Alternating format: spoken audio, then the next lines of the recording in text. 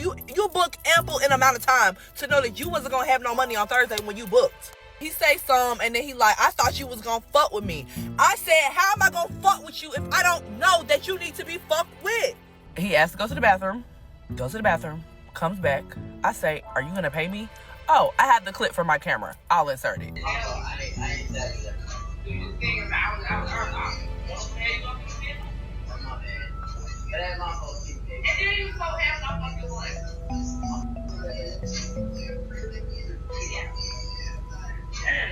Welcome back to another episode of Clocked Out Conversations. I'm your host, Fahim, and today we got some more TikTok content. Part 1 of how I had a client who booked an appointment with no money. I'm not here to waste your time. Like, comment, and subscribe if you want to see more, and let's get into it. Good morning, guys. It is 7:45 in the morning. I'm on my way to the gym. Let's do this story time because that nigga sent me my money at 7 a.m. this morning. I didn't want to do a story time until I got my money because niggas start acting funny when it involves money. You get to blasting the nigga on social media, now he don't want to send you your fucking funds no more. Like, bitch, what? I'm still gonna call you out on the internet and hold you accountable, bitch. You didn't pay me when you were supposed to pay me. But let's wait till I get in the car because it's cold out here. Ooh. And did you get in the gym today? Girl, summer is tomorrow. My birthday's in a month from today. At that. And subscribe to my YouTube, hoes. For real. Okay. So, story time on how a nigga tells me after I finish his entire fucking head of hair and like an hour later that he don't have no money. Let's get into it. So, for context, this is a nigga who likes me. He's been trying to talk to me. I'm not really interested. I'm gay. Let's start there. I'm gay.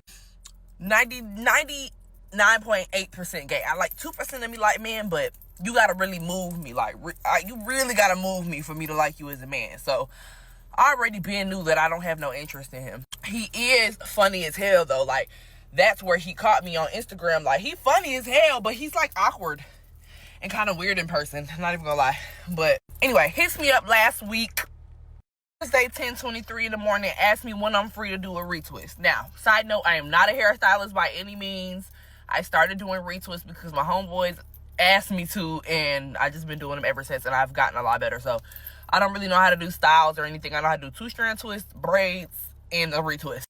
And I probably can do other styles, just nobody asked me. I got some 2-strand twist warriors. They live their 2 cents just down. So, anyway, he hits me up Thursday last week and asked when I'm free. I said, Monday, anytime. He said, okay, he gonna hit me up Monday. Monday come, it's like 3, 4 o'clock. I hadn't heard from him, so I totally forgot about it. He hits me up, tells me he's finna pull up. I'm like, cool, send him the address, everything fine. No, nothing said about him not having no money or him getting paid Friday or Thursday or whatever. Everything cool.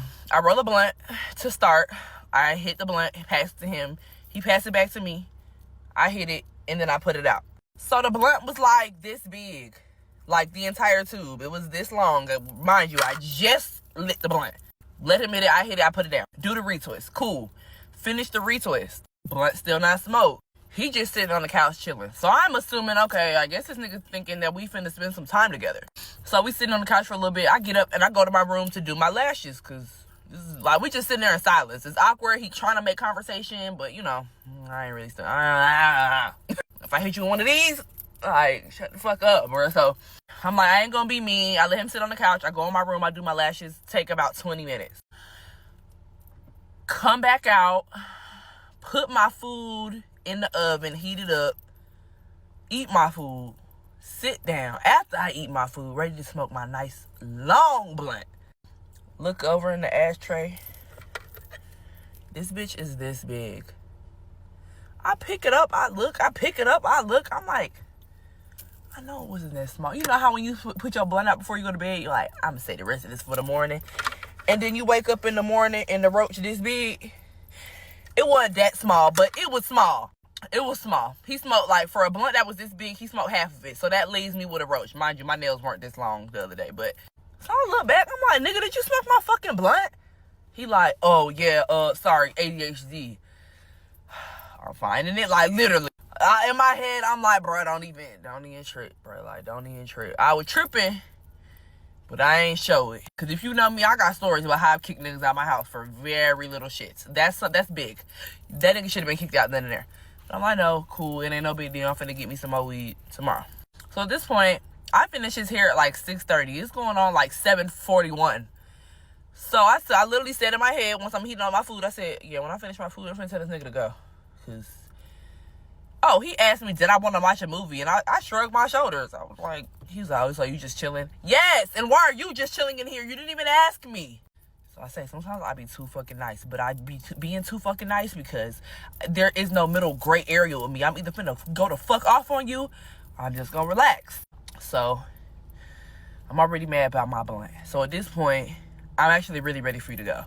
So he asked to go to the bathroom, goes to the bathroom, comes back. I say, are you gonna pay me?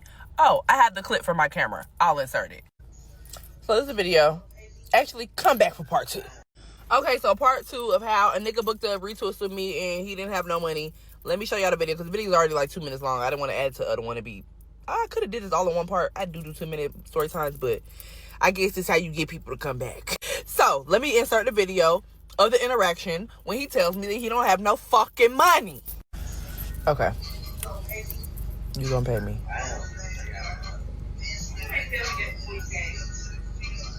I said, well, you didn't tell me before you came.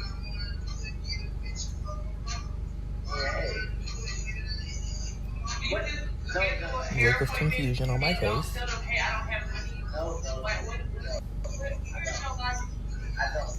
I'm getting irritated.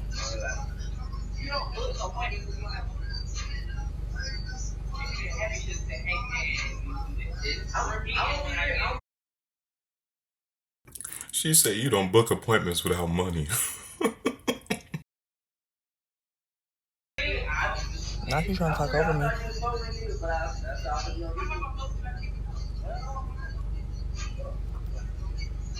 When I was redoing your hair, I said Monday. At no point did you sit here and say, I don't have it right now, so you do it Monday and I'll pay you when I get paid.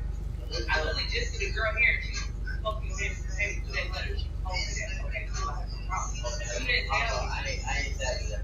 You just saying I was what the hell you gonna do with me? That's my bad. That ain't my fault. And then you so have no fucking money. Yeah.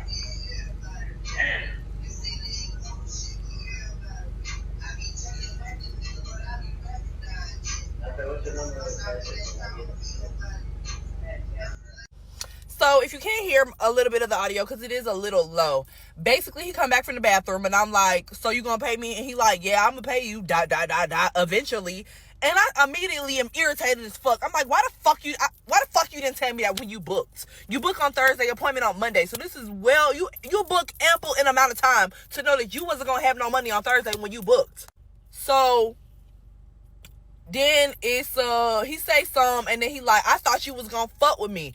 I said, how am I gonna fuck with you if I don't know that you need to be fucked with?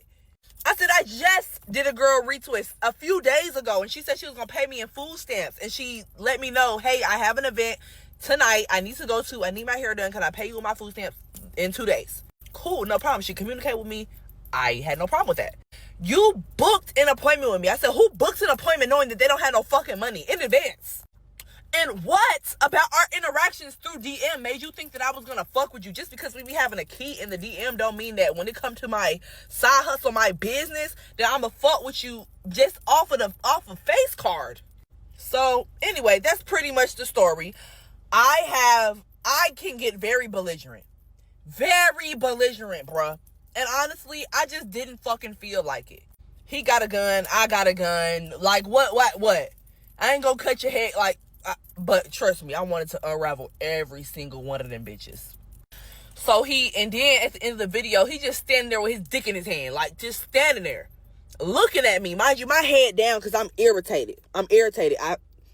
After he's sitting there explaining to me, I just said, you know what? Just get the fuck out. I put my head down in my phone, and that's when I recorded that video where I was like, this nigga didn't pay. Then he asked me, what's your Cash App or Apple Pay? And I said, I don't have Cash App. I got Apple Pay. And he kind of stand there. And in the video, I could show the clip, but I ain't going to pull it back up. But he's standing there. Mind you, my head down, so I'm not looking at him because I'm mad as fuck. Like, I'm already mad as fuck. I'm not looking at him. Just get the fuck out. Don't try to talk to me, no, nothing. Because the shit could get really ugly. And I ain't even trying to go out at about $75 fucking dollars. He's laughing, y'all. I look back at the video and I posted it in my close friends on Instagram. And I'm like, venting about the situation, and somebody was like, and then he got the audacity to be sitting there laughing. Yeah, we would have had to get to fighting. I would have cut every one of them locks at his head, like, for real. He's standing there chuckling. And I think he's standing there chuckling because I think he just really couldn't believe that I was kicking him out. Nigga, I can't believe you came and booked an appointment 4, 5, 6 days in advance and you didn't have no money. And you knew you wasn't going to have no money. So then he leave, DM me on Instagram, was like, what's your number? And then text me and was like, sorry again for that. And then sends me 35. So he sent me 35 the day of.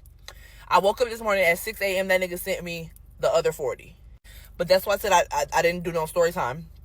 Because I wanted to wait till I got my money. You start doing story times on motherfuckers about how they didn't pay you, or how y'all just didn't see eye to eye during an appointment, and now all of a sudden they don't want to send your fucking deposit back, or they don't want to send you the rest of your money for the services, nothing. So that's what happened. I'm not gonna hold it against nobody, but yeah, deposit. Like that, this is why I see why people do deposits. My braider, I've never paid that lady a deposit in my life. She know I'm coming. One thing I don't play about is my hair, like, but it's the time. I just sat here from 4:30, I think it was like 4:30 to 6:30, retwisted your hair, thinking I'm, at the end of this, I'm giving me a little cool extra $75, and I didn't. So it's like, now I see why hairstylists be mad when y'all book and y'all do no call, no shows. Like, I might have been banking on that fucking $165 to do your hair, or whatever the fuck to do your hair. Like, just fucking communicate. And just ask, because you'll never know who will fuck with you. But don't assume I'ma fuck with you off of face card, off of friendship, off of loyalty, off of how long I know. No. None of that fucking matters when it comes to a business standpoint. You would never book an appointment with the Africans 3 days in advance and then get there, wait till they finish braiding your hair and be like, I got y'all Friday, I get paid, and it's fucking Tuesday. Then you should have booked on Tuesday, or you should have communicated with that braider what was going on. In actual reality, you can't go anywhere and get your hair done and tell them you're going to pay them Friday. Like, real salon wise. So I don't understand why clients be doing that with people who are not in a, so to speak, professional setting. But I'm not no real motherfucking hairstylist anyway. I don't want to have to charge y'all fucking deposits for a goddamn retwist. But he'll never be able to get no retwist from me again. And if he thought that he had a chance with me, that shit is done. Null and void, clip, chop, you done, my boy. Like, she like that really jam my Glock, grinds my gears, scuffs my forces. Just communicate. It's really not that fucking hard. Because 9 times out of 10, I will fuck with you if you let me know something. But sitting there and wasting my fucking time, bro. So what do y'all think about this story time? I think that this was hilarious, but bottom line is, you can't go around assuming people are just going to do a service for free, essentially, and gonna allow you to pay them later on. But I understand what she's saying. That's just not how business works. Thank you for tuning into this Clocked Out conversation. Like, comment, and subscribe if you want to see more, and I will see you in the next one. Peace.